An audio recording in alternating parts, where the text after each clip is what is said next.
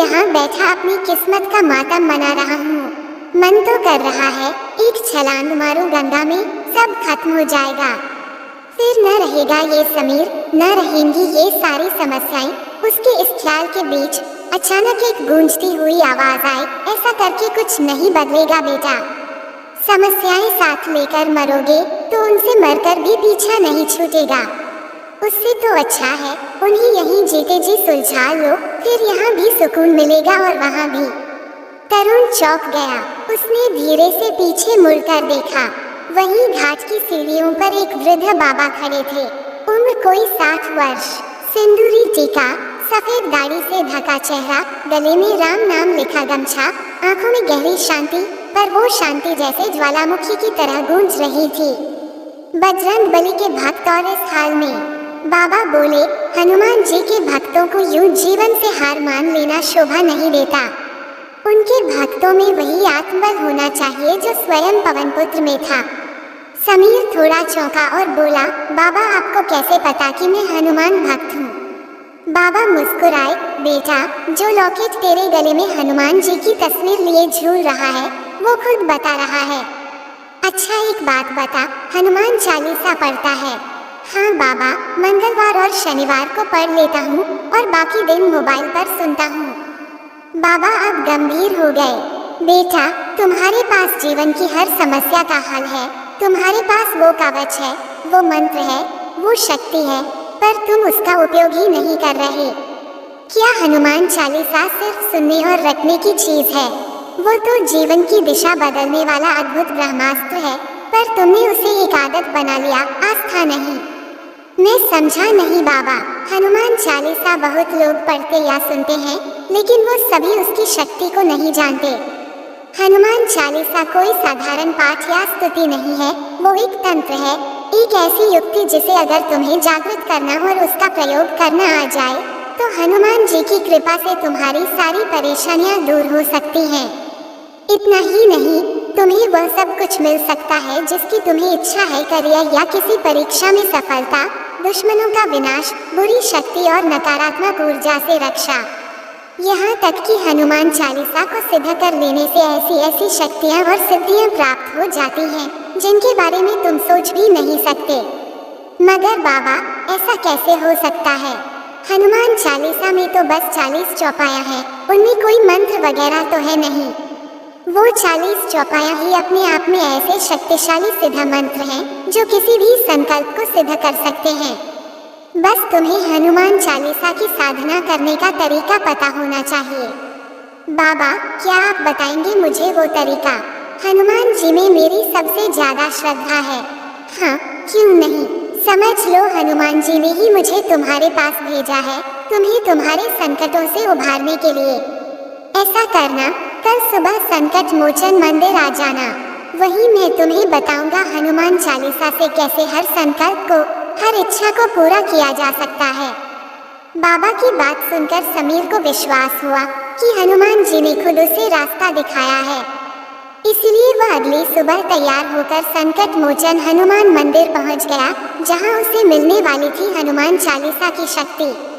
आगे हम जानेंगे क्यों है हनुमान चालीसा का पाठ इतना शक्तिशाली, क्या कारण है इसके, क्यों हनुमान चालीसा का पाठ सबसे जल्दी फल देता है, क्या कारण है जो आज भी हनुमान जी पृथ्वी पर जीवित हैं। जैसा कि बाबा ने कहा था, तरुण अगले दिन सुबह सुबह तैयार होकर संकट मोचन मंदिर पहुंच गया और जाकर के सबसे पहले हनुमान जी के दर्शन किए। उसने देखा बाबा ही मंदिर के मुख्य पुजारी थे जो हनुमान जी की आरती कर रहे थे। आरती खत्म होने के बाद बाबा तरुण के पास आए और उसे अपने साथ मंदिर के एक छोटे से कमरे में ले गए जो बाबा का कमरा था। वहां पर एक तरफ हनुमान जी की एक छोटी सी मूर्ति प्रतिष्ठित थी जो देखने में बहुत जागृत लग रही थी। समीर को उस कमरे में उच्च ऊर्जा का अनुभव हुआ। वह बाबा से बोला, बाबा कल से एक बात सोच रहा हूँ, कल शाम गंगा घाट पर तो और भी बहुत से दुखी लोग बैठे हुए होंगे, आखिर आपने मुझे ही क्यों चुना हनुमान चालीसा की सिद्धि सीखने के लिए? बाबा बोले, मैं कौन होता हूँ बेटा किसी को चुनने वाला, ये तो खुद बजरंग बली का ही आदेश हुआ है तुम्हारे लिए। मैं तो उन का माध्यम हूँ। दरअसल हम इंसानों को लगता है कि हम भगवान के दरबार में आते हैं, उनसे प्रार्थना करते हैं अपने कष्टों को दूर करने के लिए। मगर सच तो यह है कि भगवान हमें बुलाते हैं हम पर कृपा करने के लिए। इसलिए वह हमसे प्रार्थनाएं करवाते हैं ताकि हम उनकी कृपा को ग्रहण करने योग्य बन सकें। तुम अपने आप को बड़ा भाग्यशाली समझो कि भगवान हनुमान ने तुम्हें खुद चुना है हनुमान चालीसा की साधना के लिए। जरूर ये तुम्हारी किसी पिछली प्रार्थना का ही फल है। तरुण को याद आया वह अक्सर हनुमान जी से ही तो प्रार्थना किया करता था कि उसके जीवन के सारे कष्टों को दूर करो। पापा के गुजरते ही रिश्तेदार प्रॉपर्टी हड़पने को तैयार बैठे थे। जो कल तक सगे थे वही आज दुश्मन बन गए थे। पापा का बिजनेस संभल नहीं रहा था। उनके बिजनेस पार्टनर भी लूटने को तैयार बैठे थे। उसे लग रहा था जैसे दुश्मनों के बीच वह अकेला पड़ गया है। बहुत कमजोर महसूस करने लगा था खुद को। ऐसे में उसे अपनी रक्षा के लिए हनुमान जी ही याद आते थे। तरुण ने हनुमान जी के चरणों में सिर झुका दिया और कहने लगा, अब आपका ही सहारा है प्रभु, मैं खुद को आपको ही सौंपता हूँ। बाबा बोले, चिंता मत करो बेटा, बजरंग बली सब ठीक करेंगे, इसलिए तो तुम्हें यहाँ बुलाया है। तरुण ने कहा, बाबा कल आप कह रहे थे हनुमान चालीसा कोई साधारण पाठ या स्तुति नहीं है, वो एक तंत्र है, एक ऐसी युक्ति जिसको अगर जागृत करना आ जाए तो हनुमान जी की कृपा से सारी परेशानियां दूर हो सकती हैं। हाँ, ये सच है बेटा, हनुमान चालीसा में बहुत शक्ति है। इसका सबसे बड़ा कारण तो यही है कि इस संसार के सबसे ज्यादा शक्तिशाली देव हनुमान जी का पाठ है। और ऐसे 3 कारण हैं जिनकी वजह से कोई भी नकारात्मक शक्ति या समस्या उनके भक्तों के आसपास ठहर नहीं सकती। समीर ने पूछा, वो क्या कारण है बाबा? इनमें पहला है उनके वो वचन जो उन्होंने प्रभु श्री राम को दिया था कि वह हमेशा इस धरती पर रहकर भक्तों की रक्षा करेंगे। दूसरा कारण है उनकी शक्ति। हनुमान जी वीरों में भी वीर हैं, वो महावीर हैं, वो सुरक्षा देने वाले देव यानी प्रोटेक्टर हैं। उनकी शक्ति के आगे किसी भी तरह की समस्या नहीं टिक सकती। और हनुमान चालीसा तो वह पाठ है जो हनुमान जी की शक्ति को जागृत करता है। इसलिए हनुमान चालीसा में भी लिखा है, ना से रोग हरे सब पीरा, जपत निरंतर हनुमत बीरा। तीसरा कारण यह है कि वह महादेव के अवतार हैं और महादेव भूत प्रेतों के स्वामी हैं। इसलिए हनुमान चालीसा का पाठ करने से भूत प्रेत, पिशाच और हर तरह की नकारात्मक ऊर्जा से हमारी रक्षा होती है। जैसा कि हनुमान चालीसा में लिखा है, भूत पिशाच निकट नहीं आवे, महावीर जब नाम सुनावे। हनुमान चालीसा हनुमान जी को प्रसन्न करने के लिए सबसे ज्यादा असरदार पाठ है। यह ऐसा पाठ है जो जल्दी फल लाता है। तरुण ने पूछा, मगर इसका क्या कारण है बाबा? मेरा मतलब है कि स्तुति या पाठ तो और भी भगवानों के हैं, फिर ऐसा क्या है हनुमान चालीसा में जो इसका पाठ ज्यादा जल्दी असर करता है? देखो बेटा, इसका सबसे बड़ा कारण यह है कि हनुमान जी एक ऐसे देवता हैं जो हमारे सबसे ज्यादा पास हैं। दरअसल हनुमान जी हमारे ही लोक में सशरीर उपस्थित हैं, यानी वह पृथ्वी पर ही जीवित हैं। उन्होंने कभी शरीर का त्याग नहीं किया। शायद तुम्हें पता ना हो, हनुमान जी 7 चिरंजीवियों में से एक हैं। बाबा माफ कीजिएगा, मैं इस बारे में नहीं जानता। दरअसल सतयुग से लेकर अब तक ऐसे 7 दिव्य व्यक्तित्व इस धरती पर जन्म लेकर आए हैं जिन्होंने कभी देह त्याग नहीं किया, यानी वह यहाँ से वापस नहीं गए। वह 7 आज भी शरीर के साथ इसी पृथ्वी पर जीवित हैं। वह कहाँ है ये तो कोई नहीं जानता, लेकिन वह है जरूर। ये 7 चिरंजीवी हैं हनुमान जी, विभीषण, व्यास महर्षि, कृपाचार्य, अश्वत्थामा, भगवान परशुराम और राजा बलि। हमारे पुराणों में कहा गया है, जब भगवान का कल की अवतार होगा तो ये सभी चिरंजीवी धर्म युद्ध में उनकी सहायता करेंगे। इन सभी में हनुमान जी सबसे बड़े देव हैं जिन्होंने अपने प्रभु श्री राम की आज्ञा के कारण इस संसार का कभी त्याग नहीं किया। तरुण ने पूछा, भगवान श्री राम से हनुमान जी को कौन सी आज्ञा मिली थी बाबा?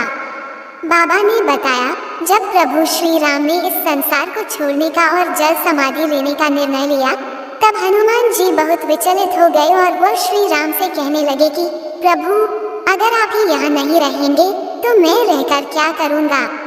मैं भी आपके साथ जल समाधि लेकर इस लोक का त्याग कर दूंगा। तब श्री राम ने उनसे कहा, नहीं हनुमान, इस संसार को आगे तुम्हारी बहुत जरूरत पड़ने वाली है। कलयुग में धरती पर बहुत पाप बढ़ेंगे, लोगों में ज्ञान और भक्ति की कमी होगी, वो भ्रष्टाचारी और दुराचारी होंगे। उस समय मेरा जो कोई भक्त दुखी होगा, पीड़ित होगा और जो कोई भी मेरे नाम का स्मरण करेगा, तुम उसके संकटों को हरना, उसकी तुरंत सहायता करना। श्री राम ने हनुमान जी से कहा कि तुम मुझसे हमेशा कोई ना कोई सेवा मांगते हो ना, तो आज मैं तुम्हें यही सेवा सौंपता हूँ कि जो कोई सच्चा भक्त तुम्हें सहायता के लिए पुकारेगा, तुम उसकी तुरंत मदद करोगे। तो बस प्रभु श्री राम की आज्ञा को शिरोधार्य कर हनुमान जी आज भी उपस्थित हैं। कई भक्तों ने हनुमान जी की उपस्थिति महसूस की है, जैसे तुलसीदास जी को तो हनुमान जी ने श्री राम के दर्शन भी कराए थे। हनुमान जी उनसे बार बार मिलने आते थे। पुराणों में भी कहा गया है कि हनुमान जी गंधमादन पर्वत, जो कैलाश के उत्तर में है, वहाँ रहते हैं। जब जब उनके भक्त उन्हें बुलाते हैं, वो उनके पास पहुँच जाते हैं। वैसे हनुमान जी को कृपा करने के लिए शरीर के साथ आने की जरूरत नहीं, वो तो ऐसे देवता हैं कि वो जहाँ भी हैं वहीं से भक्त पर कृपा कर सकते हैं। वो हमारे सबसे ज्यादा निकट रहने वाले देवता हैं और उन तक हमारी पुकार सबसे जल्दी पहुँचती है। बहुत से भक्तों ने हनुमान जी की उपस्थिति अलग अलग रूपों में महसूस की है, जिनमें से एक मैं भी हूँ। तब से तो हनुमान जी में मेरी श्रद्धा और विश्वास और भी बढ़ गए। तरुण ने बड़ी उत्सुकता से पूछा, ऐसा क्या हुआ था बाबा, मुझे भी बताइए ना। बाबा ने बताना शुरू किया, बेटा, ये बात वर्ष 1998 की है। तब मैं अयोध्या के प्राचीन हनुमानगढ़ी मंदिर में बजरंग बली बाबा के दर्शन के लिए गया हुआ था। तभी वहाँ पता चला कि आतंकवादियों ने हनुमानगढ़ी मंदिर में बम लगाया हुआ है, जो कभी भी फट सकता है। पुलिस एक्शन में आई और टाइम बम को खोजने लगी। मंदिर का हर एक कोना, हर एरिया छान मारा, पर बम जैसा किसी को कुछ भी नहीं मिल रहा था। तभी सबने देखा कि मंदिर के आंगन में लगी ठंडे पानी की मशीन के पास एक छोटा बंदर बैठा है और अपने हाथों में 2 तार लिए उनको मुंह से चबाए जा रहा है, जैसे उन्हें काट रहा हो। पुलिस को अंदेशा हो गया कि हो ना हो इसी मशीन में बम फिट किया गया है। उन्होंने उस वानर के मुंह से तार छुड़ाने के लिए केले उसकी ओर फेंके। केले जैसे ही उस वानर की ओर फेंके गए, वैसे ही वह तार छोड़कर बिना केले लिए वहां से चला गया। बम निरोधक दस्ते ने जैसे ही पानी वाली मशीन खोली, उसमें एक टाइमर सेट किया गया बम पाया गया, लेकिन वह बम तार काटने से डिफ्यूज हो चुका था। और अगर वह डिफ्यूज नहीं होता तो अब तक फट गया होता, जिसमें मंदिर को भी भारी नुकसान होता और बहुत से लोगों की जान भी जाती। बाद में पता चला कि यहाँ जो बंदर बैठा तार काट रहा था, दरअसल उसी से बम डिफ्यूज हुआ। जिनकी हनुमान जी में श्रद्धा थी, उनको ये हनुमान जी का चमत्कार लगा, और जिनको नहीं थी उन्हें एक तुक्का लगा। कुछ ही देर में मैंने और सारे पुलिस बल ने हनुमानगढ़ी मंदिर के शिखर पर उसी छोटे से वानर को बैठे देखा, जो शिखर के कलश को सहला रहा था। मुझे पूरा विश्वास है कि वो वानर कोई और नहीं, स्वयं भगवान हनुमान थे। वैसे ये तो एक घटना है, अलग अलग समय पर बहुत से लोगों के साथ ऐसी घटनाएं घटी हैं जिनमें उन्होंने हनुमान जी के चमत्कार देखे हैं। ये किस्सा सुनकर तो तरुण भी हैरान रह गया। दरअसल उसे भी कई बार ऐसी मदद मिली थी जिसकी उसे उम्मीद ही नहीं थी। अब उसे विश्वास हो रहा था कि मदद भी जरूर हनुमान जी ने ही भिजवाई होगी। वो बाबा से बोला, बाबा, ये तो मैं भी मानता हूँ कि हनुमान जी सबसे शक्तिशाली देवता हैं, लेकिन उन्हें प्रसन्न करने के लिए और भी तो स्तुतियाँ हैं। फिर हनुमान चालीसा में ही ऐसी क्या खास बात है जो इसकी साधना से हनुमान जी की शक्ति जागृत होती है? आगे हम जानेंगे कैसे करती है हनुमान चालीसा हनुमान जी की सोई हुई शक्तियों को जागृत। क्यों हनुमान जी अपनी शक्तियों को भूले रहते हैं और कैसे हनुमान चालीसा से उन्हें जागृत किया जा सकता है। हनुमान चालीसा हनुमान जी का सबसे ज्यादा सुना जाने वाला और जपा जाने वाला पाठ है। और समीर के मन में इसी बात को लेकर यह सवाल था कि आखिर हनुमान चालीसा ही क्यों, हनुमान जी का कोई और पाठ क्यों नहीं। अब बाबा उसे इसी बात का जवाब देने जा रहे थे।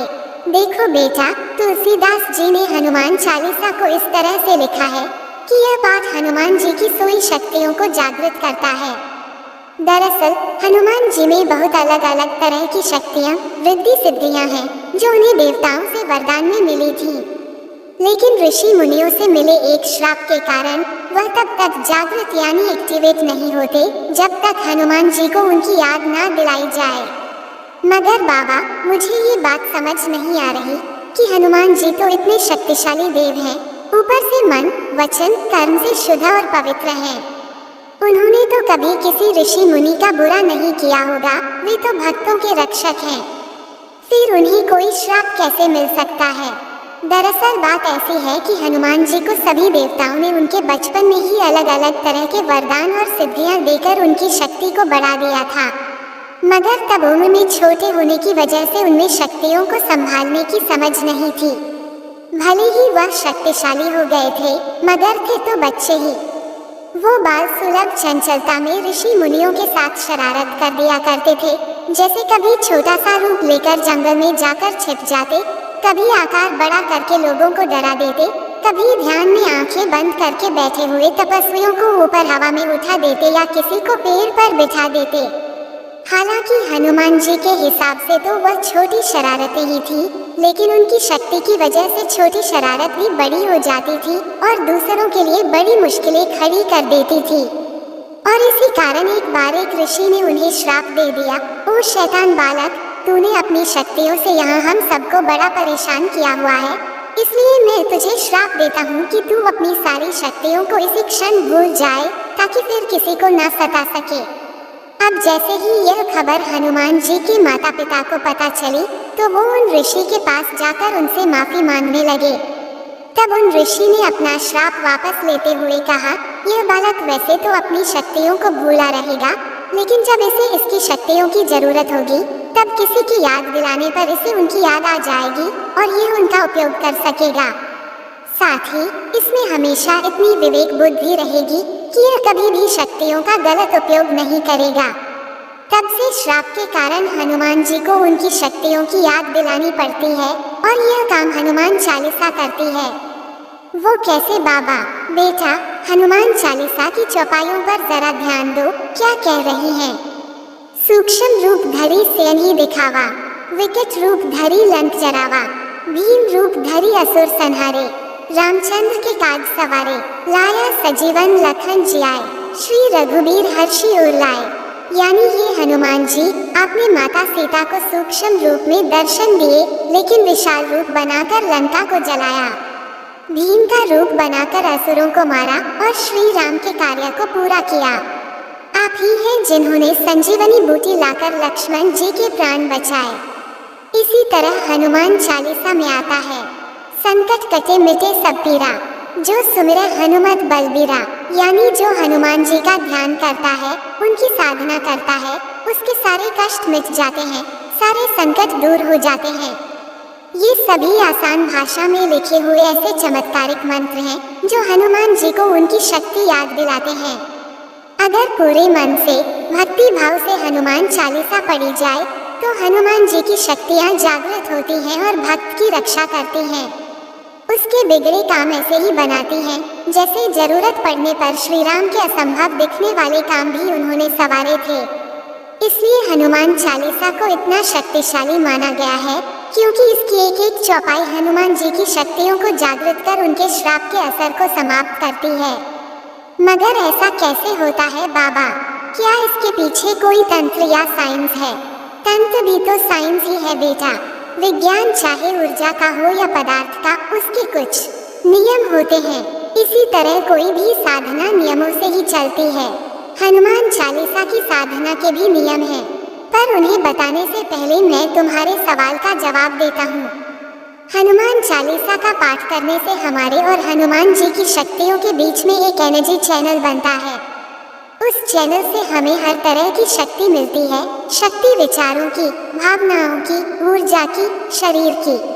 हमारी भक्ति, हमारा विश्वास और श्रद्धा इस चैनल को और ज्यादा मजबूत करते हैं। जब हम निरंतरता से हनुमान चालीसा की साधना करते हैं तो हम मन, बुद्धि और भावनाओं से बहुत स्ट्रॉन्ग हो जाते हैं। हमारे चारों तरफ का ऊर्जा मंडल भी सकारात्मक और मजबूत हो जाता है, जैसे कोई नकारात्मक ऊर्जा या शक्ति भेद नहीं सकती। फिर हम इतने समर्थ हो जाते हैं कि हम जो संकल्प करते हैं वो हमें इस ब्रह्मांड से प्राप्त होता है। हम अपने सपनों को वास्तविकता में बदल सकते हैं। दरअसल हनुमान चालीसा की रचना ही मैनिफेस्टेशन के सिद्धांत पर हुई है। इसे रचकर ही स्वामी तुलसीदास जी ने अपने संकल्प को सिद्धि में बदला था, जब वह बादशाह अकबर की जेल में थे। तरुण ये सुनकर चौंक कर बोला, क्या तुलसीदास जी को कभी बादशाह अकबर ने कैद किया था? मगर क्यों? हाँ, बादशाह अकबर ने एक बार गोस्वामी तुलसीदास जी को अपनी कैद में डाल दिया था और तब हनुमान जी ने ही उन्हें जाकर बचाया था। चलो मैं तुम्हें ये पूरी कथा सुनाता हूँ, तब तुम हनुमान चालीसा की ताकत को समझ जाओगे। ये घटना उस समय की है जब भारत पर मुगल सम्राट अकबर का राज था। उस समय गोस्वामी तुलसीदास बहुत प्रसिद्ध संत हो चुके थे। उनके चमत्कारों की बातें, उन्हें हनुमान जी के दर्शन होने की बातें मुगल दरबार में भी चर्चा का विषय बन रही थी। एक दिन बादशाह अकबर को किसी ने बताया कि आज गोस्वामी तुलसीदास जी ने एक मरे हुए आदमी को जिंदा कर दिखाया। अगले दिन किसी ने उन्हें बताया कि आज गोस्वामी तुलसीदास जी के घर आए चोर उनके पैरों में गिर पड़े, ये बोलकर कि जब वह चोरी करने आए थे तो हनुमान जी ने उन्हें मार मार कर भगा दिया था। इसी प्रकार बहुत से चमत्कारों की बातें बादशाह अकबर के कानों में पहुंच रही थी। तब बादशाह अकबर सोचने लगे कि क्यों ना गोस्वामी तुलसीदास जी को दरबार में बुलाया जाए और देखा जाए कि वो कितने पहुंचे हुए चमत्कारी संत हैं। बादशाह अकबर ने तुलसीदास जी को दरबार में बुलाया और उन्हें कोई चमत्कार दिखाने को कहा, मगर गोस्वामी जी ने इसके लिए साफ मना कर दिया। वो बोले, मैं कोई चमत्कारी साधु नहीं हूँ, मैं तो श्री राम का भक्त हूँ। अगर कभी कोई चमत्कार होता भी है तो वह श्री राम ही करते हैं, इसमें मेरा कोई हाथ नहीं है। बादशाह ने उन्हें बहुत मनाने की कोशिश की, मगर वह इसी बात पर अड़े रहे। फिर बादशाह ने उन्हें दूसरी आज्ञा देते हुए कहा, हमने सुना है आप बहुत अच्छी कविताएं लिखते हैं, हमारी शान में भी कुछ लिखो। गोस्वामी तुलसीदास जी ने इस आदेश को भी यह कहते हुए मना कर दिया कि मेरी कलम तो बस मेरे प्रभु श्री राम और उनके भक्त हनुमान जी की स्तुति करने के लिए ही उठती है, वो किसी और की स्तुति नहीं कर सकती। ये सुनकर बादशाह अकबर का सब्र जवाब दे गया और उसने अपने सैनिकों को आदेश दे दिया कि वो गोस्वामी तुलसीदास जी को लोहे की जंजीरों से बांधकर कैदखाने में डाल दी। बादशाह अकबर सोच रहे थे कि कम से कम अब तो गोस्वामी तुलसीदास खुद को छुड़ाने के लिए किसी चमत्कार का सहारा जरूर लेंगे और तब इस बात का पता चल जाएगा कि वह कितने पहुंचे हुए शक्तिशाली संत हैं। तुलसीदास जी ने कैद होकर मुंह से उफ तक ना निकाली। वो राम राम कहते हुए जेल में चले गए। जेल में तुलसीदास जी ने सोचा, हनुमान जी को प्रभु श्री राम से आज्ञा मिली हुई है कि वह इस पृथ्वी पर रहकर उनके भक्तों के कष्ट दूर करेंगे, तो क्यों ना सहायता के लिए बजरंगबली को ही पुकारा जाए। ये सोचकर उन्होंने हनुमान चालीसा पाठ की रचना की और उसे लगातार 40 दिन तक जपने का संकल्प लिया, इस इच्छा के साथ कि उन्हें बादशाह की कैद से सम्मानपूर्वक मुक्ति मिले। तुलसीदास जी बिना कोई शिकायत किए अपने कैदखाने में बैठे रहते और हनुमान चालीसा का पूरे धैर्य, विश्वास और श्रद्धा के साथ पाठ करते रहते। उन्हें पूरा विश्वास था कि 40 दिन पूरे होने पर उनका संकल्प जरूर पूरा होगा। और ठीक ऐसा ही हुआ। 40वें दिन एक चमत्कार हुआ। सैकड़ों बंदरों ने एक साथ अकबर के महल और कैदखाने पर हमला बोल दिया। अचानक हुए इस हमले से सब हैरान हो गए। अकबर के सैनिकों ने उन्हें भगाने की बहुत कोशिश की, मगर बात उनके काबू से बाहर की थी। तब बादशाह अकबर के एक हिंदू मंत्री ने उन्हें समझाया, ये बंदरों की सेना कोई साधारण सेना नहीं है, ये हनुमान जी की सेना आई है, क्योंकि आपने एक महान राम भक्त को कैद किया हुआ है। अगर आप चाहते हैं कि ये सभी बंदर शांति से यहाँ से चले जाएं, तो कृपा करके गोस्वामी जी को सम्मान के साथ रिहा कर दीजिए। अब अकबर को भी लगा कि जरूर ये गोस्वामी तुलसीदास जी की भक्ति का ही चमत्कार है, वरना आज से पहले तो ऐसा कभी नहीं हुआ। बादशाह ने उसी समय तुलसीदास जी को कैद से आजाद करवाया और उनसे माफी मांगी। कहा, आज हमने अपनी आंखों से आपकी भक्ति का चमत्कार देख लिया, और फिर उन्हें पूरे सम्मान के साथ विदा किया। उस घटना के बाद अकबर ने जीवन भर गोस्वामी तुलसीदास जी का सम्मान किया। ओह, तो अब मैं समझा बाबा, हनुमान चालीसा की तो रचना ही संकल्प को सिद्ध करने के लिए हुई है। इसलिए कहते हैं कि हनुमान चालीसा में बड़ी मैनिफेस्टेशन पावर है। दरअसल हनुमान जी ने तुलसीदास जी को खुद ही आशीर्वाद दिया था कि जो भक्त कलयुग में श्रद्धा और भक्ति से हनुमान चालीसा का पाठ करेगा, मैं उसके सारे कष्टों को दूर करूंगा। इस तरह हनुमान जी ने खुद हनुमान चालीसा को अभिमंत्रित कर दिया था। सच कहूँ बाबा, तो बहुत बार ऐसा हुआ जब मुझे हनुमान चालीसा की शक्ति का बहुत करीब से एहसास हुआ। जैसे एक बार मेरा एक्सीडेंट हो गया था, पैर में बहुत चोट लगी थी, बहुत दर्द हो रहा था। तब मुझे मम्मी ने कहा, हनुमान चालीसा की यह चौपाई बार बार बोलो, ना से रोग हरे सब पीरा, जपत निरंतर हनुमत बीरा। मैंने ऐसा किया और मुझे सच में दर्द से राहत मिली। एक बार मुझे ऑफिस से लौटते हुए बहुत देर हो गई थी। स्कूटर पंचर हो गया था, इसलिए उसको मैंने ऑफिस में ही छोड़ दिया था। सुनसान सड़क पर पैदल चलते हुए पता नहीं क्यों बहुत नेगेटिव एनर्जी महसूस हो रही थी। बार बार लग रहा था कोई साया पीछा कर रहा है। तब मैंने हनुमान जी की यह चौपाई बोलना शुरू कर दी, भूत पिशाच निकट नहीं आवे, महावीर जब नाम सुनावे। और मुझे अपने अंदर इतनी शक्ति और पॉजिटिविटी महसूस हुई कि मैं आराम से घर आ गया। हनुमान चालीसा की जब एक दो चौपाइयाँ भी इतना असर करती हैं, तो जरा सोचो जब पूरी हनुमान चालीसा पढ़ी जाएगी, और वो भी एक नहीं अनेक बार, तो फिर कितनी शक्ति मिलेगी। हाँ बाबा, वो तो मैं मानता हूँ, मगर फिर भी मेरे मन में एक शंका है। हाँ बताओ बेटा, क्या शंका है? यही कि क्या मैं इस लायक हूँ जो हनुमान चालीसा की साधना कर सकूँ? क्योंकि मैंने सुना है हनुमान जी की साधना के बड़े कठोर नियम होते हैं। हर कोई उनकी साधना नहीं कर सकता, वरना उसका कुछ उल्टा असर भी हो सकता है, यानी कुछ साइड इफेक्ट भी हो सकते हैं। क्या वाकई हनुमान चालीसा के कुछ साइड इफेक्ट भी होते हैं बाबा? समीर ने बाबा के सामने जो सवाल उठाया, वह सवाल बहुत से हनुमान भक्तों के मन में आता है। अब उन्हीं सवालों का जवाब बाबा देने जा रहे थे। समीर का सवाल सुनने के बाद बाबा हंस पड़े और कहने लगे, बस बेटा, हनुमान चालीसा का यही एक साइड इफेक्ट है कि इसका कोई साइड इफेक्ट नहीं है। मुझे समझ नहीं आता लोग ऐसी बातें कर कैसे लेते हैं और फैला कैसे देते हैं। जो भी इंसान, चाहे वो स्त्री हो या पुरुष, सच्चे मन से, पूरी श्रद्धा और विश्वास से कुछ नियमों का पालन करके हनुमान जी की भक्ति करता है और हनुमान चालीसा का पाठ करता है, उसका कभी कुछ बुरा हो ही नहीं सकता, बल्कि हमेशा अच्छा ही होगा। समीर ने कहा, सच कहूँ बाबा, दिल तो मेरा भी यही कहता था, मगर मेरा एक दोस्त था जो कहता था, हनुमान जी बहुत कठोर और गुस्से वाले देव हैं। उनकी साधना में अगर कोई कमी रह जाती है तो वे दंड देते हैं। बाबा बोले, हनुमान जी कठोर और दंड देने वाले देव तो हैं, मगर किन्हें ये समझना जरूरी है।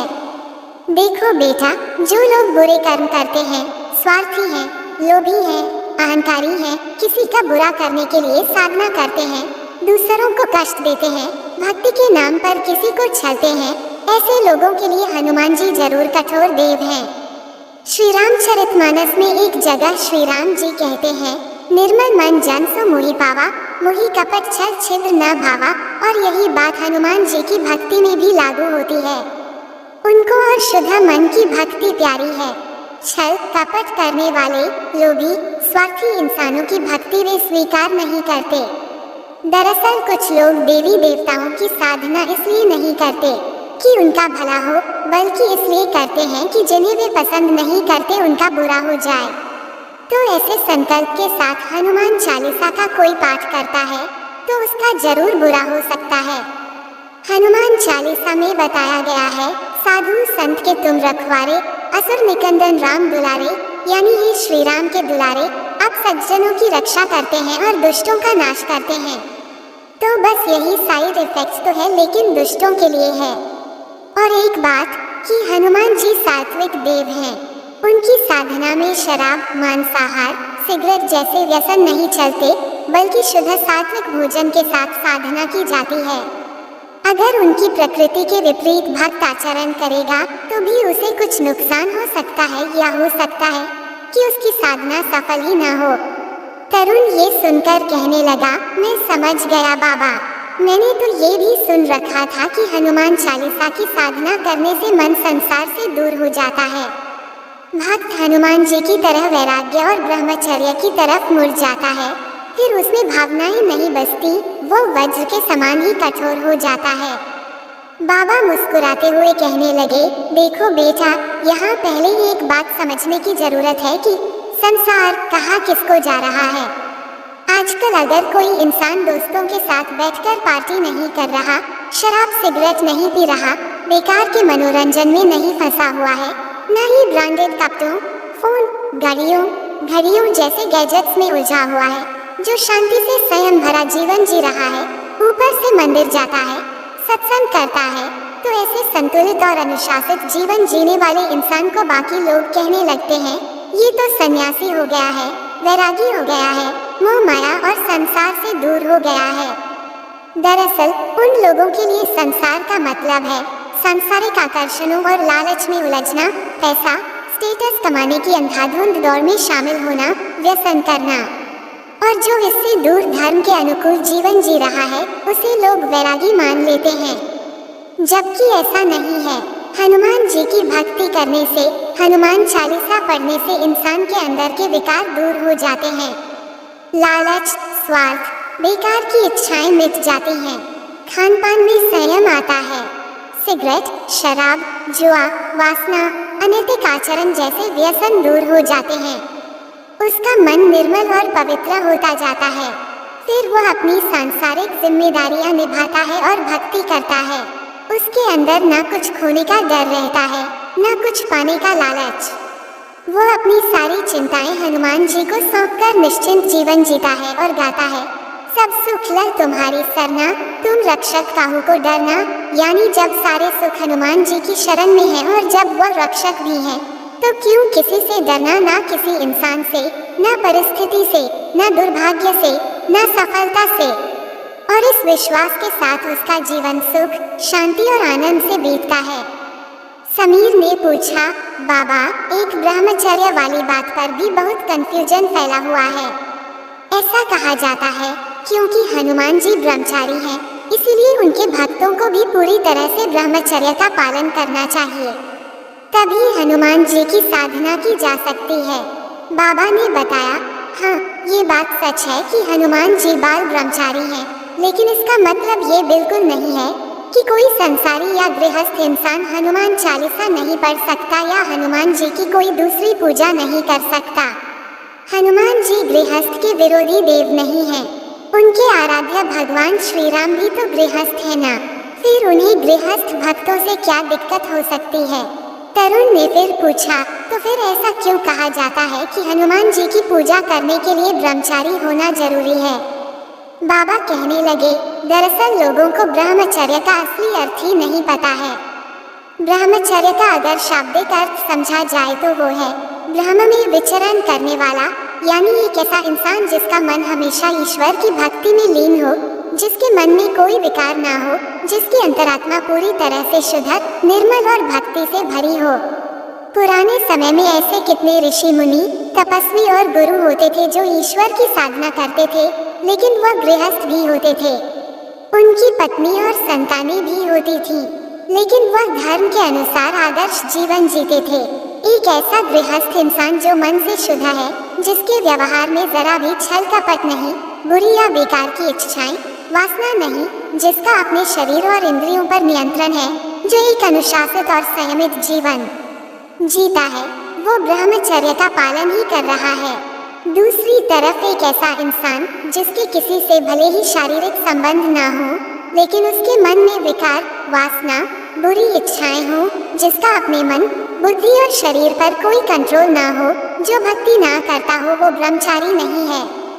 तरुण ने कहा, बाबा आज आपने मेरा बहुत बड़ा कंफ्यूजन दूर कर दिया, लेकिन एक सवाल अभी भी मन में है।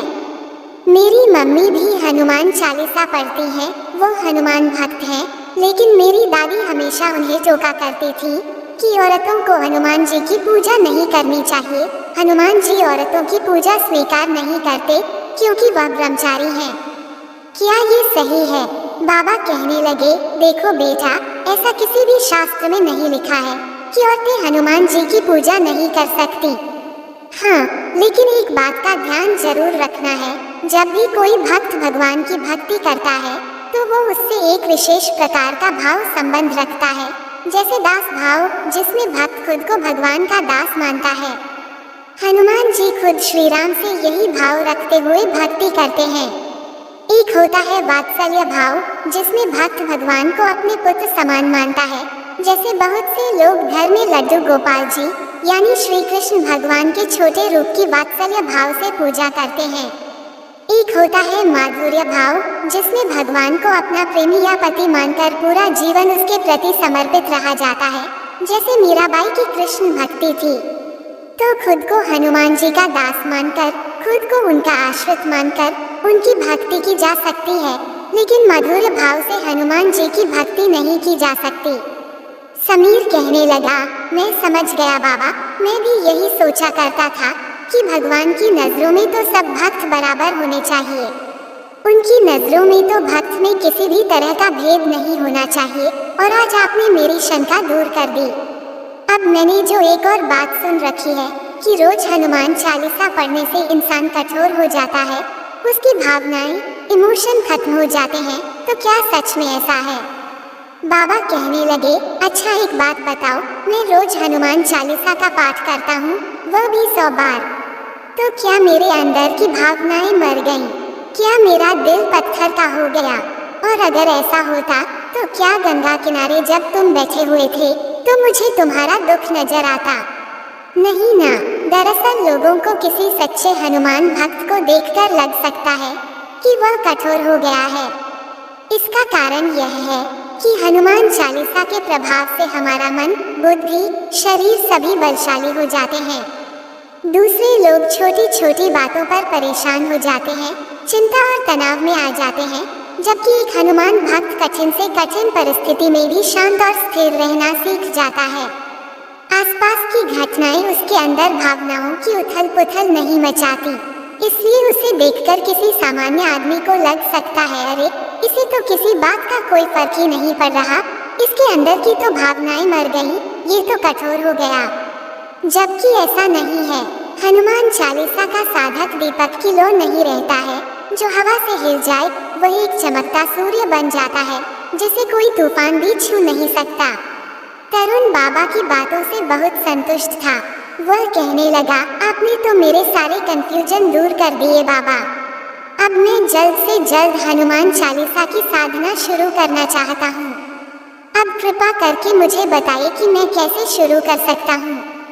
तरुण जल्द से जल्द हनुमान चालीसा को सिद्ध करना चाहता था ताकि उसके सारे कष्ट दूर हो जाएं, लेकिन अभी हनुमान चालीसा के कुछ और ऐसे रहस्य उसे जानने बाकी थे। आगे हम जानेंगे क्या है हनुमान चालीसा का वो सीक्रेट, जिस वजह से उसे सिद्ध मंत्रों से भी ज्यादा पावर मिली है। क्यों करती है हनुमान चालीसा इतना असर, क्यों है उसमें इतनी शक्ति, ऐसी क्या खूबियां हैं उसमें।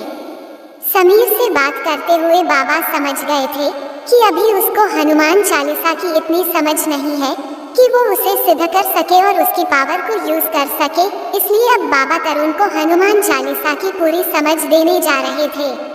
अच्छा बेटा, मुझे एक बात बताओ, अब जैसा कि तुमने कहा तुम हनुमान चालीसा अक्सर पढ़ते भी हो और रोज सुनते भी हो, तो क्या तुम समझ पाते हो कि हनुमान चालीसा की चौपाइयों में क्या क्या कहा जा रहा है? हनुमान जी की प्रशंसा की जा रही है या उनके रूप, बल और शक्तियों का वर्णन किया जा रहा है या उनसे कुछ प्रार्थना की जा रही है? तरुण बोला, माफ कीजिएगा बाबा, इतना तो मुझे नहीं पता चलता, बस सुन सुनकर हनुमान चालीसा याद हो गई तो मैं साथ गुनगुना लेता हूँ और पढ़ भी लेता हूँ। लेकिन सच कहूँ तो मुझे उसकी चौपाइयों का पूरा अर्थ नहीं पता। देखो बेटा, कोई भी स्तुति हो, प्रार्थना हो या पाठ हो, वो तभी असर करते हैं जब उसमें हमारे भाव पूरी तरह से जुड़े। और भाव तभी जुड़ते हैं जब हमें उसका पूरा अर्थ पता होता है। मतलब पता ना होने से हम उस स्तुति को रट्टू तोते की तरह बोल देते हैं, जिससे हम भगवान से जुड़ नहीं पाते और उनकी कृपा नहीं ले पाते। फिर हम कहते हैं हमने तो इतना पाठ किया, फिर भी हमें तो कोई फल नहीं मिला। ये गलती भगवान की तरफ से नहीं होती, हमारी तरफ से होती है कि हम बिना समझे हुए मशीनी तरीके से पाठ करके उड़ जाते हैं। बिना समझे हुए पाठ करने का एक और नुकसान है, हमारा मन उस साधना में एकाग्र नहीं हो पाता, क्योंकि उसे पता ही नहीं होता कि यह चल क्या रहा है। जुबान पाठ बोलती रहती है और मन बाहर कहीं घूमता रहता है, कभी ऑफिस में, कभी घर में, कभी अतीत में तो कभी भविष्य में। अपने मन को साधना में या पूजा में जोड़कर रखने के लिए भी एक एक चौपाई को पूरे भाव से बोलना चाहिए, तभी वह सिद्ध होती है। बाबा, क्या आप मुझे हनुमान चालीसा का पूरा अर्थ और भाव समझा सकते हैं? हाँ, वो मैं तुम्हें बताऊंगा। साथ ही यह भी कि हनुमान चालीसा को रचा किस तरह से गया था।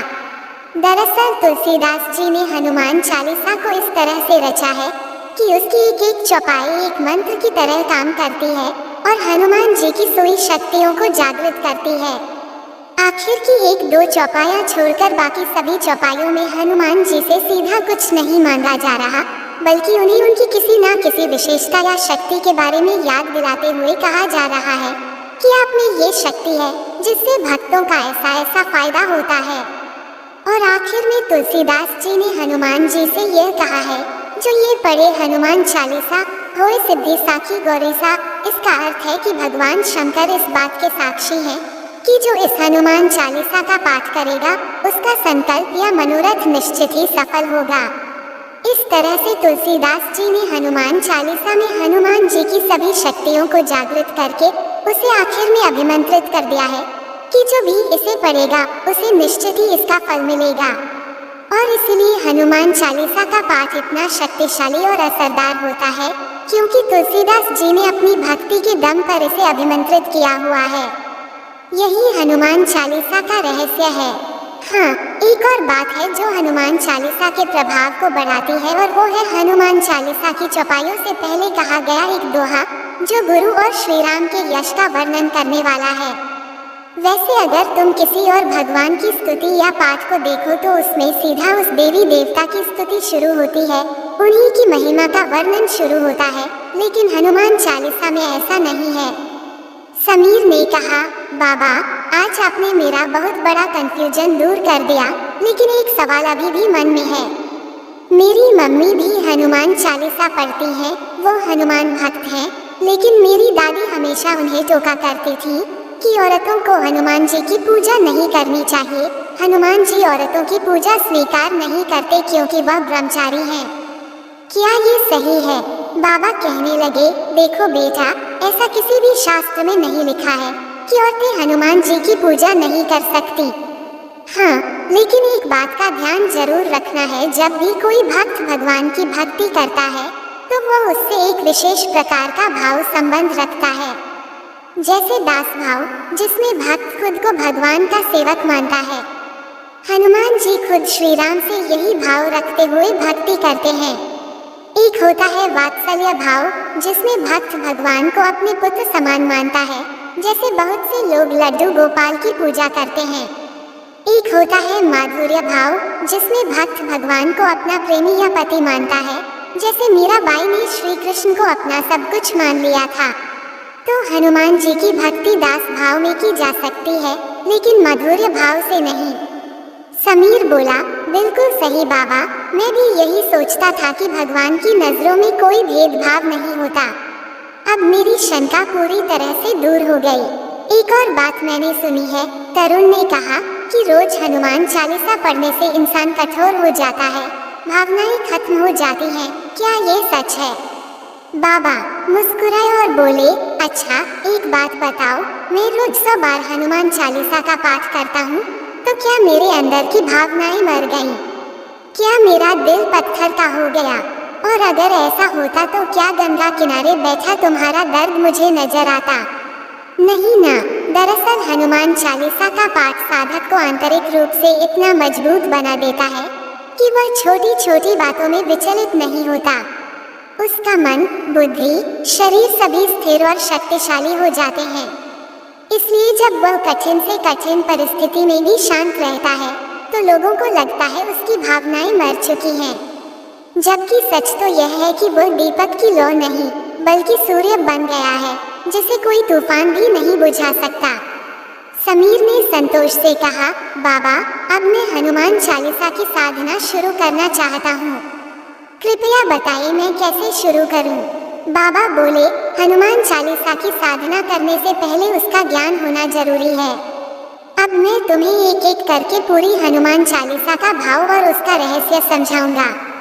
हनुमान चालीसा की शुरुआत तुलसीदास जी ने गुरु वंदना और श्री राम के यशगान से की है। श्री गुरु चरण सरोज रज निज मन मुकुर सुधार, बरनु रघुबर बिमल जसु जो दायक फलचार। इसका अर्थ है, मैं श्री गुरु महाराज के चरण कमलों की धूल से अपने मन रूपी दर्पण को स्वच्छ करता हूँ और श्री रघुवीर के निर्मल यश का वर्णन करता हूँ जो धर्म, अर्थ, काम और मोक्ष इन चारों फलों को देने वाला है। बाबा बोले, जैसा कि तुम जानते हो, हनुमान जी की प्रसन्नता श्री राम के नाम और यशगान में है। इसलिए तुलसीदास जी ने श्री राम की वंदना से ही शुरुआत कर हनुमान जी का ध्यान अपनी ओर खींच लिया। फिर गुरु वंदना भी की, क्योंकि शास्त्रों में कहा गया है कि सद्गुरु में ही देवताओं का वास होता है। इस तरह से दोनों का आह्वान करके उन्होंने साधना की शुरुआत की। इसके बाद दूसरा दोहा है, बुद्धिहीन तनु जानिके सुमिरौन पवन कुमार, बल बुद्धि विद्या देहु मोहि हरहु कलेश विकार। जिसमें तुलसीदास जी हनुमान जी से प्रार्थना करते हैं कि हे पवन पुत्र, मैं आपको स्मरण करता हूँ। मेरा शरीर और मन कमजोर है, मुझे बल, बुद्धि और विद्या दीजिए और मेरे सभी क्लेशों और दोषों को हर लीजिए। इस दोहे में उन्होंने अपना संकल्प स्पष्ट किया और फिर शुरू की चालीसा की चौपाया। बाबा बोले, अब मैं तुम्हें बताता हूँ कि एक एक चौपाई कैसे हनुमान जी की शक्तियों को जागृत करती है और साधक को फल देती है। पहली चौपाई, जय हनुमान ज्ञान गुण सागर, जय कपीस तिहु लोक उजागर। हे हनुमान जी, आपकी जय हो। आप ज्ञान और गुणों के सागर हैं। तीनों लोकों में आपकी कीर्ति फैली हुई है। दूसरी चौपाई, रामदूत अतुलित बलधामा, अंजनी पुत्र पवन सुत नामा। हे श्री राम के दूत, आप अतुल बल के धाम हैं। आप अंजनी पुत्र और पवन देव के नाम से प्रसिद्ध हैं। तीसरी चौपाई, महावीर विक्रम बजरंगी, कुमति निवार सुमति के संगी। आप महावीर हैं, अत्यंत पराक्रमी हैं। आप खराब बुद्धि को दूर करते हैं और अच्छी बुद्धि वालों के सहायक हैं। चौथी और पांचवी चौपाई, कंचन बरन विराज सुबेसा, कानन कुंडल कुंचित केसा, हाथ वज्र और ध्वजा बिराजे, कांधे मूंज जनेऊ साजे। आप स्वर्ण के समान देहधारी हैं, सुंदर वेशभूषा धारण किए हुए हैं। कानों में कुंडल है, बाल घुंघराले हैं, हाथ में वज्र और ध्वजा है और कंधे पर जनेऊ की शोभा है। छठी चौपाई, शंकर सुवन केसरी नंदन, तेज प्रताप महाजगबंदन। आप शंकर के अंश हैं, केसरी के पुत्र हैं। आपके तेज और पराक्रम की सारी दुनिया वंदना करती है। सातवीं और आठवीं चौपाई, विद्यावान गुणी अति चातुर, राम काज करिबे को आतुर, प्रभु चरित्र सुनिबे को रसिया, राम लखन सीता मन बसिया। आप विद्वान, गुणी, अत्यंत चतुर हैं। आप श्री राम के कार्यों के लिए सदैव तत्पर रहते हैं। आप श्री राम की कथा सुनने में रस लेते हैं और राम, लक्ष्मण, सीता आपके हृदय में बसे रहते हैं। बाबा बोले, हर चौपाई में एक विशेषता का स्मरण कराया गया है जिससे हनुमान जी की चेतन शक्तियाँ जागृत होती हैं। यही है साधना का रहस्य। इसके आगे की चौपाइयों में हनुमान जी को उनके द्वारा किए गए महान कार्यों की याद दिलाई गई है। जैसे नवमी और दसवीं चौपाई में कहा गया है, सूक्ष्म रूप धरी सिंह दिखावा, विकट रूप धरी लंक जरावा, भीम रूप धरी असुर संहारे, रामचंद्र के काज सवारे। इसका अर्थ है, हे बजरंग बली, आपने बहुत छोटा रूप धारण करके सीता जी को दर्शन दिए और विकट रूप धारण करके लंका जला दी। आपने भयानक रूप लेकर राक्षसों का वध किया और श्री राम के सभी कार्यों को सफल बनाया। 11वीं और 12वीं चौपाई इस तरह से है। लाया सजीवन लखन जियाए, श्री रघुवीर हर्षि उर लाए। रघुपति कीन्ही बहुत बढ़ाए, तुम मम प्रिय भरत ही संभाए। इसका अर्थ है कि हनुमान जी, आपने रावण से युद्ध के समय संजीवनी बूटी लाकर लक्ष्मण जी के प्राणों की रक्षा की, जिससे श्री राम ने हर्षित होकर आपको अपने हृदय से लगा लिया और कहा कि तुम मुझे भरत जैसे प्रिय हो। 13वीं और 14वीं चौपाई है। सहस बदन तुम्हारो जस गावे, अस कही श्रीपति कंठ लगावे। संकादिक ब्रह्मादि मुनीसा, नारद सारद सहित अहिसा।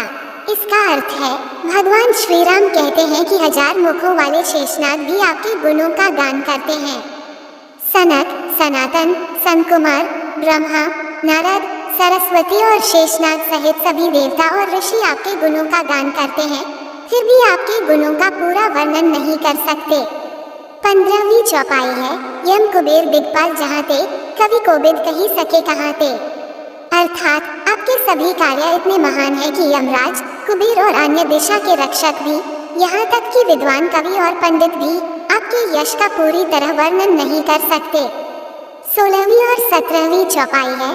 तुम उपकार सुग्रीवहि कीन्हा, राम मिलाए राजपद दीन्हा। तुम्हारो मंत्र विभीषण माना, लंकेश्वर भये सब जग जाना। अर्थ, आप ही थे जिन्होंने सुग्रीव जी को श्री राम से मिलाया और राजा बनने में सहायता की। आपके परामर्श से विभीषण लंका के राजा बने, ये बात सारा जग जानता है। इन चौपाइयों को पढ़ने से भक्तों के अटके काम बनते हैं, बिगड़े कार्य सुधरते हैं, क्योंकि हनुमान जी में वह शक्ति है जो असंभव कार्य को भी संभव कर देती है। अगली 2 चौपायां हैं। जुग सहस्र जोजन पर भानु, लीलियो ताहि मधुर फल जानू। प्रभु मुद्रिका मिली मुख माही, जल्दी लांघी गए अचरज नाही। इनका अर्थ है सूर्य जो 1000 युग योजन दूर था, आपने उसे एक मीठा फल समझकर निगल लिया। आपने श्री राम की दी हुई मुद्रिका मुंह में रख समुद्र पार कर लिया। यह कोई आश्चर्य की बात नहीं, क्योंकि आपके लिए कोई भी कार्य असंभव नहीं। अगली चौपाई कहती है, दुर्गम काज जगत के जेते, सुगम अनुग्रह तुम्हारे तेते। अर्थात संसार के सभी कठिन कार्य आपकी कृपा से आसान हो जाते हैं। इस चौपाई से जीवन की मुश्किलें सरल बनती हैं। अगली 2 चौपायां हैं। राम द्वारे तुम रखवारे, होत न आज्ञा बिनु पैसारे। सब सुख लहे तुम्हारी सरना, तुम रक्षक काहू को डरना। अर्थ, आप श्री राम के द्वार के रक्षक हैं, आपकी आज्ञा के बिना कोई प्रवेश नहीं पा सकता। जो आपकी शरण में आता है उसे सारे सुख मिलते हैं, वह निडर हो जाता है, क्योंकि जब रक्षक आप हो तो फिर किसी से डर कैसा। इन चौपाइयों से भक्तों के डर खत्म होते हैं और सुख शांति प्राप्त होती है। हनुमान चालीसा की 23वीं और 24वीं चौपाया हनुमान जी के रौद्र रूप को जागृत करती हैं। आपन तेज सम्हारो आपई, तीनों लोग हाँकते कांपे। भूत पिशाच निकट नहीं आवे, महावीर जब नाम सुनावे। इनका अर्थ है आप अपने तेज को स्वयं ही संभालते हैं, आपकी गर्जना से तीनों लोग कांपते हैं। जहाँ महावीर का नाम लिया जाता है वहाँ भूत प्रेत और बुरी शक्तियाँ पास भी नहीं आती। इन चौपाइयों को पढ़ने से हमारे आसपास सुरक्षा कवच बनता है, जो नकारात्मक शक्तियों को रोकता है। 25वीं और 26वीं चौपाई है। नासे रोग हरे सब पीरा, जपत निरंतर हनुमत बीरा। संकट ते हनुमान छुड़ावे, मन क्रम वचन ध्यान जो लावे। अर्थ, आपका नाम जपने से सारे रोग और पीड़ाएं दूर हो जाती हैं। जो मन, कर्म, वचन से आपका ध्यान करता है, आप उसे हर संकट से मुक्त करते हैं। इनसे शरीर और मन के कष्ट मिटते हैं। 27वीं और 28वीं चौपाई है। सब पर राम तपस्वी राजा, तिनके काज सकल तुम साजा। और मनोरथ जो कोई लावे, सोई अमित जीवन फल पावे। अर्थ, श्री राम तपस्वी राजा हैं और आपने उनके सभी कार्य पूरे किए। जिस पर आपकी कृपा हो वह कोई भी इच्छा लेकर आए, उसे जीवन में असीम फल प्राप्त होता है। हनुमान जी की कृपा से असंभव कार्य भी संभव हो जाते हैं। 29वीं और 30वीं चौपाई है। चारों जुग प्रताप तुम्हारा, है प्रसिद्ध जगत उजियारा। साधु संत के तुम रखवारे, असुर निकंदन राम दुलारे। अर्थ, चारों युगों सतयुग, त्रेता, द्वापर और कलयुग में आपका यश फैला है। आप संतों के रक्षक और दुष्टों के संहारक हैं। इन चौपाइयों को पढ़ने से हनुमान जी भक्त की रक्षा करते हैं और दुष्टों का नाश करते हैं। 31वीं और 32वीं चौपाई है अष्ट सिद्धि नव निधि के दाता असबर दीन जानकी माता। राम रसायन तुम्हारे पासा सदा रहो रघुपति के दासा। अर्थ, आपको माता जानकी से वरदान मिला है कि आप जिसे चाहें उसे अष्ट सिद्धियां और नव निधियां दे सकते हैं। आप राम नाम के रसायन से भक्तों के दुख हरते हैं और हमेशा श्री राम के सेवक रूप में रहते हैं। ये चौपाया सिद्धियों की कामना करने वाले साधकों के लिए विशेष फलदायक है। 33वीं और 34वीं चौपाई है तुम्हारे भजन राम को पावे जन्म जन्म के दुख बिसरावे। अंतकाल रघुबरपुर जाई जहाँ जन्म हरि भक्त कहाई। अर्थ, आपके भजन से श्री राम की कृपा प्राप्त होती है। जन्म जन्मांतर के दुख मिट जाते हैं। जीवन के अंत में भक्त श्री राम के धाम को प्राप्त होता है और अगले जन्म में भी हरिभक्त ही होता है। इन चौपाइयों के प्रभाव से हनुमान भक्तों को मोक्ष मिलता है। 35वीं और 36वीं चौपाई कहती है और देवता चितना धरई हनुमत से सर्व सुख करई। संकट कटे मिटे सब पीरा जो सुमिरे हनुमत बलबीरा। इसका अर्थ है कि हनुमान जी आपकी सेवा करने से सभी प्रकार के सुख मिलते हैं, फिर किसी अन्य देवता की उपासना की आवश्यकता नहीं रहती। जो भी आपको याद करता है, आपका ध्यान करता है, उसके सभी संकट कट जाते हैं और सारी पीड़ाएं दूर हो जाती हैं। इन चौपाइयों के प्रभाव से साधक के कष्टों का निवारण होता है और उसकी मनोकामना पूर्ण होती है। आगे 37वीं और 38वीं चौपाइयों में आता है जय जय जय हनुमान गोसाई कृपा करो गुरुदेव की नाई। जो 7 बार पाठ कर कोई छूटी बंदी महासुख हुई। इसका अर्थ है कि हनुमान गोसाई जी आपकी जय हो जय हो जय हो। आप मुझ पर गुरुदेव की तरह कृपा करें। और जो कोई इस हनुमान चालीसा का 100 बार पाठ करता है वह सभी बंधनों से मुक्त हो जाता है और महान सुख को प्राप्त करता है। इन चौपाइयों में तुलसीदास जी ने यह मार्ग केवल अपने लिए नहीं सभी के लिए खोल दिया कि जो भक्त इस पाठ को श्रद्धा से 100 बार करेगा उसे सिद्धि और परम सुख की प्राप्ति निश्चित है। दरअसल तुलसीदास जी कोई साधारण भक्त नहीं थे, वे सिद्ध भक्त थे। हनुमान जी उनके समक्ष साक्षात प्रकट होकर सहायता करते थे। उनके भक्ति भाव से उनकी वाणी में शक्ति थी, इसलिए उन्होंने जो भी लिखा वह अनुभव सिद्ध और प्रभावशाली था। इसी कारण उन्होंने अगली चौपाई में स्वयं भगवान शिव को इसका साक्षी बनाया, जो ये पढ़े हनुमान चालीसा हुए सिद्धि साखी गौरीसा। तुलसीदास सदा हरि चेरा कीजय नाथ हृदय महडेरा। इसका अर्थ है जो कोई इस हनुमान चालीसा को पढ़ेगा उसे निश्चित रूप से सिद्धि प्राप्त होगी और इसके साक्षी स्वयं शिव जी गौरीपति हैं। तुलसीदास कहते हैं कि मैं सदा श्री राम का सेवक हूँ। हे हनुमान जी, आप कृपया मेरे हृदय में श्री राम के साथ निवास कीजिए। हनुमान चालीसा के अंत में आता है दोहा पवन तने संकट हरन मंगल मूर्ति रूप। राम लखन सीता सहित हृदय बसहु सुरभूप। इसका अर्थ है कि पवन पुत्र हनुमान आप संकटों को हरने वाले हैं। आप शुभता और मंगल के मूर्त स्वरूप हैं। आप श्री राम लक्ष्मण और सीता सहित मेरे हृदय में निवास करें। इस प्रकार हनुमान चालीसा का पाठ संपन्न होता है। आज समीर ने बाबा से हनुमान चालीसा की एक एक पंक्ति का अर्थ और रहस्य अच्छे से समझा। उसे यह जानकर बहुत आश्चर्य हुआ कि वह अब तक कई पंक्तियों का अर्थ गलत ही निकालता आया था। वह सोच रहा था बाबा सही कह रहे हैं, बिना अर्थ समझे पाठ करने से भाव उत्पन्न नहीं होते और भाव के बिना साधना भी निष्फल हो जाती है। अब वह जानना चाहता था कि हनुमान चालीसा का पाठ कैसे करना चाहिए, लेकिन उससे पहले बाबा ने उसे बताया कुछ बेहद जरूरी बातें। हनुमान चालीसा सिद्ध करने के डूज एंड डोंट्स, यानी क्या करना चाहिए और क्या नहीं। आज तरुण को लगा जैसे उसने पहली बार हनुमान चालीसा को पूरे भाव से समझा है और अब वो इसकी साधना शुरू करने के लिए बहुत उत्साहित था। लेकिन बाबा ने समझाया, देखो बेटा, हनुमान चालीसा की साधना के लिए सबसे जरूरी है हनुमान जी में अटूट श्रद्धा और विश्वास। हनुमान जी तो हर समय भक्तों पर कृपा करने के लिए तत्पर रहते हैं, लेकिन उनकी कृपा तभी प्राप्त होती है जब साधक में भी तुलसीदास जी जैसी भक्ति, विश्वास और विनम्रता हो। इसके अलावा साधना के दौरान कुछ नियमों का पालन भी जरूरी होता है, खासकर तब जब साधना किसी विशेष फल प्राप्ति के लिए की जा रही हो। तब मन, शरीर, खान पान और विचारों की शुद्धता अत्यंत आवश्यक है। तरुण ने पूछा, मगर बाबा, तुलसीदास जी तो खुद पहली बार हनुमान चालीसा का पाठ तब कर रहे थे जब वो अकबर की जेल में बंद थे। न कोई शुद्ध जगह, न नियम पालन करने की सुविधा, तब भी उनकी साधना सफल हुई। बाबा बोले, बिल्कुल बेटा, लेकिन तुलसीदास जी तो स्वयं सिद्ध भक्त थे। वो हर पल श्री राम के ध्यान में मग्न रहते थे। उनकी भावना शुद्ध और शक्तिशाली थी। लेकिन हम सामान्य भक्त तुलसीदास जी की तरह सदा ध्यान में डूबे नहीं रहते, इसलिए हमारे लिए नियमों का पालन अधिक आवश्यक हो जाता है। अगर तुम सिर्फ भक्ति करना चाहते हो तो जब चाहे जैसे चाहे हनुमान जी का नाम लो, हनुमान चालीसा पढ़ो, वह भी फल देगा।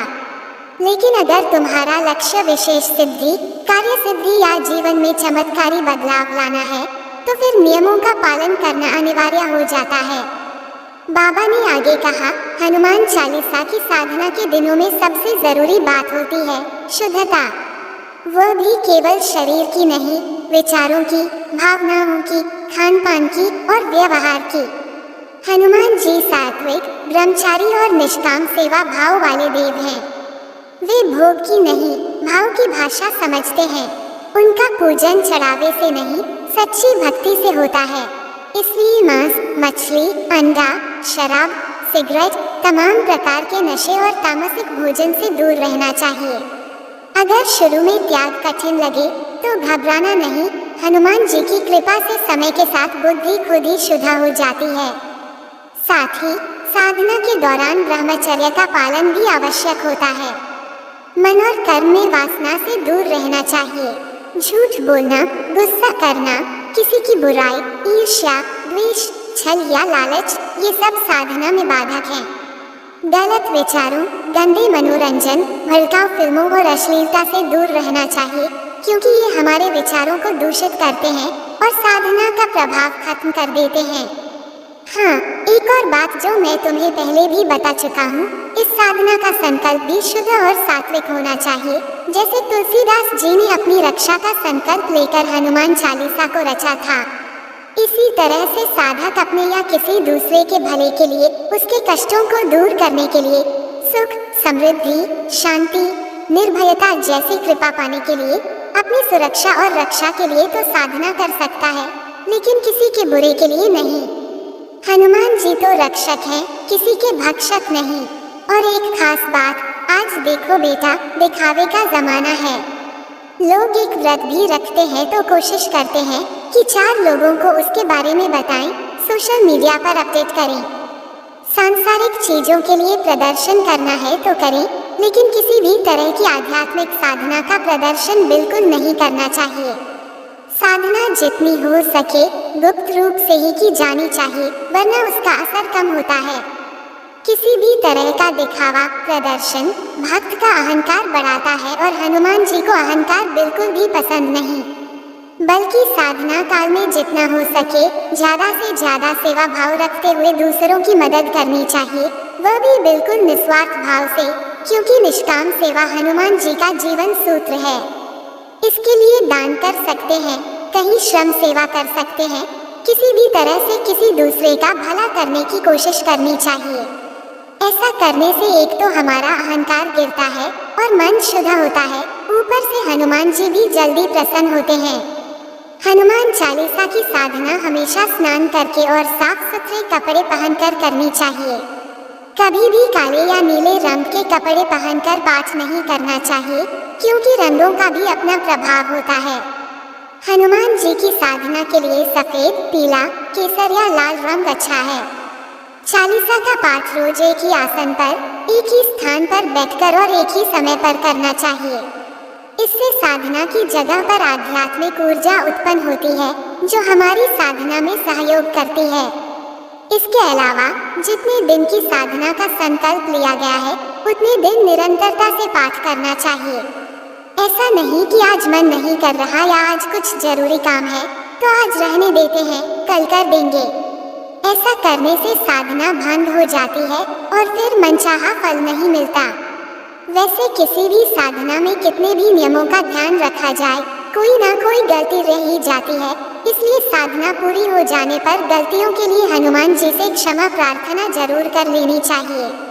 तरुण ने पूरी बात ध्यान से सुनने के बाद कहा, बाकी सब मैं समझ गया बाबा, बस ये बताइए कितने दिनों का संकल्प लेना चाहिए और रोजाना कितनी हनुमान चालीसा पढ़नी चाहिए। बाबा ने कहा, देखो बेटा, वैसे तो इच्छा अनुसार कितने भी दिनों का संकल्प ले सकते हैं, जैसे 11 दिन, 21 दिन, 1 महीना, 40 दिन, 108 दिन, लेकिन मेरे ख्याल से 40 दिन का तो संकल्प जरूर लेना चाहिए, क्योंकि किसी भी साध को सिद्ध होने के लिए 40 दिन तो लगते ही हैं। और जहाँ तक एक दिन में कितनी हनुमान चालीसा पढ़ी जाए, इस बात का प्रश्न है, तो इसका जवाब तुलसीदास जी ने खुद हनुमान चालीसा की 38वीं चौपाई में दिया हुआ है, जिसमें उन्होंने कहा है, जो 7 बार पाठ कर कोई छूटी ही बंदी महासुख हुई। यानी जो कोई इस हनुमान चालीसा को 100 बार पाठ करेगा, वो सब बंधनों से छूट जाएगा और उसे परमानंद मिलेगा। लेकिन अगर 100 बार नहीं हो पा रहा है तो घबराने की बात नहीं, इससे कम में भी संकल्प लिए जा सकते हैं, जैसे 21 या 51 पाठ। चाहे जितनी भी बार करें, बस मन से, श्रद्धा से, पूरे भाव के साथ करना चाहिए, तभी उसका लाभ है, वरना नहीं। तो इस तरह से तरुण को बाबा ने वह सब बता दिया था जो हनुमान चालीसा की साधना शुरू करने से पहले उसके लिए जानना जरूरी था। उसे भी अपने सारे सवालों के जवाब मिल गए थे। अब बाबा उसे यही सिखाने वाले थे कि हनुमान चालीसा साधना करनी कैसे है। अगर तरुण के साथ साथ आप भी ये सीखना चाहते हैं तो हमारे साथ वीडियो में बने रहिए। तरुण ने बाबा से हनुमान चालीसा के बारे में तो सब समझ लिया था, लेकिन अब उसको सिद्ध कैसे करना है, इस विधि को समझना बाकी था। बाबा अब उसे यही समझा रहे थे। हनुमान चालीसा की साधना शुरू करने के लिए सबसे पहले एक शुभ दिन का चुनाव करना चाहिए। वैसे तो हर दिन शुभ है, लेकिन किसी भी मंगलवार और शनिवार को हनुमान जी का दिन माना जाता है, इसलिए इनमें से ही किसी एक दिन साधना की शुरुआत करनी चाहिए।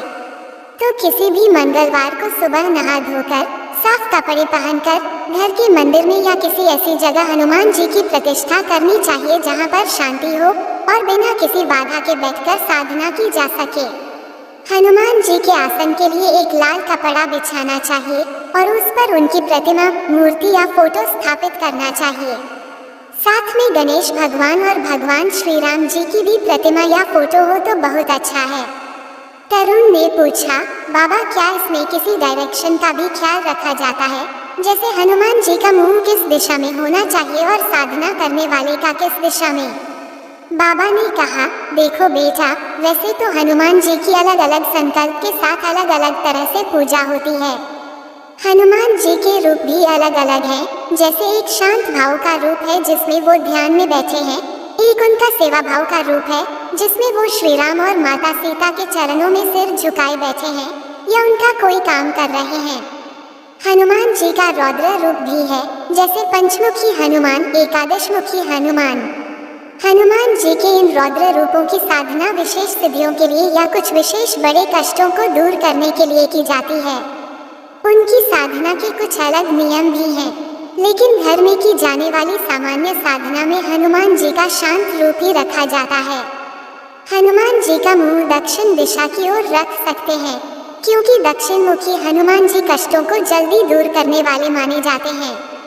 फिर साधक का मुंह उनकी ओर होगा, यानी उत्तर दिशा में। हनुमान जी के आसन के सामने साधक को अपना आसन बिछाना चाहिए, जो कुशा या कपड़े का हो सकता है। उस पर भी लाल रंग का कपड़ा बिछा सकते हैं। पूजा में हनुमान जी को चढ़ाने के लिए लाल वस्त्र, फूल, धूप, बत्ती, टीके के लिए सिंदूर, गाय के घी या तिल के तेल का दीपक रखना चाहिए। हनुमान जी का भोग भी तैयार करके रख लेना चाहिए। हनुमान जी को चूरमे के लड्डू बहुत पसंद हैं। अगर यह नहीं है तो बेसन के लड्डू, इमरती, गुड़ और भुना चना, केसर डले मीठे चावल, मीठी बूंदी, इनमें से किसी का भी भोग लगाया जा सकता है। भोग में शुद्धता का विशेष ध्यान रखना चाहिए। पूजा में एक लोटा जल भर के भी रखना चाहिए। अब बारी आती है साधना शुरू करने की। सबसे पहले पूजा के स्थान पर शुद्धिकरण करना चाहिए। इसके लिए हम थोड़ा जल छिड़कते हैं, पूजा की जगह पर भी और खुद पर भी। साथ ही मन में प्रार्थना करते हैं कि इस स्थान की ओर हमारी सारी नकारात्मकता दूर हो जाए और हमारे अंदर सकारात्मक ऊर्जा आए जो हमें साधना में सहायता करे, हमारा मन शुद्ध और एकाग्र करे। इसके बाद धूप और दीपक जलाना है। हनुमान जी और बाकी सभी स्थापित भगवान की मूर्तियों या चित्रों को टीका करके वस्त्र, फल, फूल चढ़ाना है। हनुमान जी को लाल रंग के पुष्प समर्पित करने चाहिए क्योंकि उन्हें ये बहुत पसंद है। आम के 11 पत्तों पर राम नाम लिखकर उनकी माला भी समर्पित की जा सकती है। हनुमान चालीसा के पाठ की निगरानी करने के लिए भी कोई साधन रखना है, जैसे किशमिश या चना। जितनी हनुमान चालीसा का एक दिन में संकल्प लिया हुआ है उतना गिन के रख लेना चाहिए। इसके बाद अंजलि में थोड़ा जल लेकर साधना का संकल्प लिया जाता है, जिसमें हम हनुमान जी से प्रार्थना करते हुए संकल्प लेते हैं कि हे हनुमान जी, मैं इस नाम का साधक हूँ, इस गोत्र से, इस गुरु का शिष्य। ये साधना इस इच्छा की पूर्ति के लिए कर रहा हूँ। आप मुझे इस साधना की सफलता के लिए शक्ति तथा आशीर्वाद प्रदान करें। मैं भगवान श्री राम को साक्षी मान के संकल्प लेता हूँ कि इतने दिन रोजाना इतनी बार हनुमान चालीसा का पाठ करूँगा।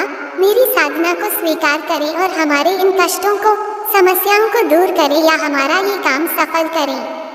तरुण ने पूछा, मगर बाबा, अगर एक बार संकल्प ले लिया लेकिन साधना पूरी नहीं कर पा रहे तो क्या होगा?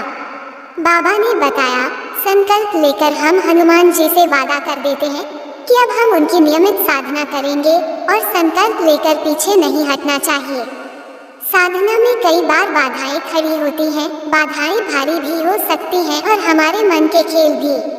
कई बार शारीरिक बीमारियां भी आ सकती हैं, इसलिए पहले ही सोच समझकर उतना ही संकल्प लेना चाहिए जितना हमें लगता है कि हम हर स्थिति में इसे पूरा कर सकते हैं। बीच में साधना छोड़ना अच्छा नहीं होता, फिर भी अगर कभी छोड़नी ही पड़े तो हनुमान जी से हाथ जोड़कर क्षमा मांगनी चाहिए और जैसे ही संभव हो वापस से साधना शुरू करके पूरी करनी चाहिए। तरुण ने कहा, ठीक है बाबा। बाबा ने फिर से कहना शुरू किया, तो अब संकल्प के बाद पूजा की शुरुआत होती है। देखो बेटा, सबसे पहले भगवान गणपति जी का ध्यान करके उनका मंत्र बोलते हैं, जैसे वक्रतुंड महाकाय सूर्यकोटि समप्रभ निर्विघ्न कुरु मे देव सर्वकार्येषु सर्वदा। हम उनसे हाथ जोड़कर प्रार्थना करते हैं कि वे हमारी पूजा में उपस्थित रहें और हमारी हनुमान चालीसा की साधना निर्विघ्न पूरी करें और सफल करें। गणपति भगवान प्रथम देव हैं जो हर शुभ काम को निर्विघ्न सफल करते हैं, इसलिए कोई भी साधना या पूजन हो, सबसे पहले उनका ही आवाहन और पूजन होता है। तरुण ने पूछा, तो क्या अब संकल्प के बाद हनुमान चालीसा का पाठ शुरू कर देना चाहिए? बाबा ने कहा, देखो बेटा, वैसे तो जैसे गुरु से आज्ञा मिलती है वैसे शुरू करना चाहिए, लेकिन मेरा मानना है कि हनुमान चालीसा का पाठ शुरू करने से पहले भगवान श्री राम के नाम का जाप या उनके किसी मंत्र का जाप जरूर करना चाहिए, क्योंकि जहाँ भगवान श्री राम की पूजा होती है वहाँ हनुमान जी की कृपा अपने आप बरसने लगती है। हनुमान जी ने तो खुद कहा हुआ है कि जहाँ पर भगवान राम का नाम लिया जाएगा मैं वहाँ पर हमेशा रहूँगा। इसलिए एक माला राम नाम की या फिर उनके किसी मंत्र की करनी चाहिए, जैसे राम रामाय नमः। इसके बाद हनुमान जी का ध्यान करके हनुमान चालीसा का पाठ शुरू कर देना चाहिए। जब एक हनुमान चालीसा का पाठ पूरा हो जाए तो गिनती के लिए जो कुछ भी रखा हुआ है, जैसे किशमिश, काजू, चना या कुछ और, उनमें से एक अलग निकालकर हनुमान जी के आगे रख देना चाहिए। जितने पाठ का संकल्प लिया है उतने पूरे होने के बाद हनुमान जी की आरती करें और फिर उन्हें नैवेद्य का भोग लगाएं। उसके बाद सिर झुकाकर पाठ में होने वाली गलतियों के लिए हनुमान जी से क्षमा मांगें और फिर पूजा का समापन करें।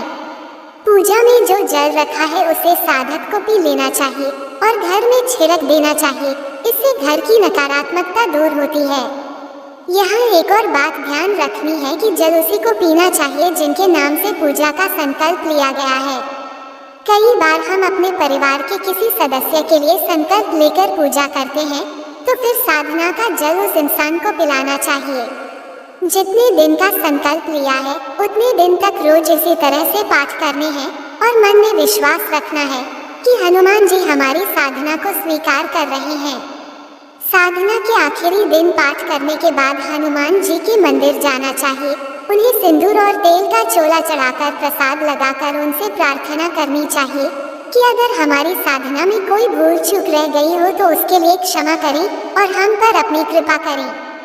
तरुण ने फिर पूछा, हनुमान चालीसा का पाठ कैसे करना है? ये तो मैं समझ गया बाबा, मगर एक बात बताए, इसे करने का अच्छा समय कौन सा है? सुबह, दोपहर या शाम? और क्या ये साधना कोई भी कर सकता है? बाबा ने बताया, सबसे अच्छा समय तो साधना का सुबह ही होता है, क्योंकि उस समय हमारा मन शांत और शुद्ध होता है। उसके बाद दिन भर चलने वाले कामों के विचार मन में घूमने लगते हैं। दोपहर में साधना नहीं की जाती, अगर सुबह संभव न हो तो शाम को कर सकते हैं। और जहाँ तक सवाल है कि साधना कौन कर सकता है, तो वो हर इंसान हनुमान चालीसा का पाठ कर सकता है जिसे हनुमान जी में श्रद्धा है। बच्चा, बड़ा, बुजुर्ग, स्त्री, पुरुष, कोई भी बस उस साधना के नियमों का पालन करे और बताई गई सावधानियां बरते। तरुण ने बाबा से हनुमान चालीसा की साधना के बारे में अच्छे से समझ लिया था और पूरी श्रद्धा और विश्वास से उसे आरंभ कर दिया था। जल्दी ही उसे अपने जीवन में इसके सकारात्मक परिणाम भी देखने को मिले। अब उसे किसी भी बात की चिंता होना या डर लगना बंद हो गया था। वो खुद में इतनी मानसिक शक्ति और आत्मविश्वास महसूस करने लगा था कि धीरे धीरे उसने अपने सभी काम संभाल लिए थे। उसकी निर्णय लेने की क्षमता भी बहुत अच्छी हो गई थी। अब वो किसी भी बात को लेकर कंफ्यूज नहीं रहता था, वह जल्दी और सही निर्णय लेता था।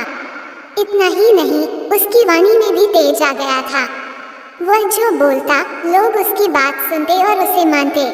हनुमान जी की कृपा से धीरे धीरे उसके जीवन से बुरे लोग दूर होते जा रहे थे और अच्छे लोग पास आ जा रहे थे।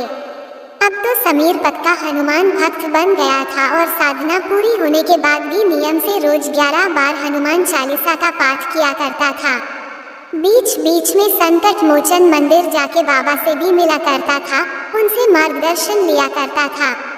तो प्यारे भक्तों, अगर इस कहानी ने आपके मन में भक्ति की भावना जगा दी हो तो वीडियो को प्यार से लाइक करें और कमेंट में सच्चे मन से जय श्री राम जरूर लिखें।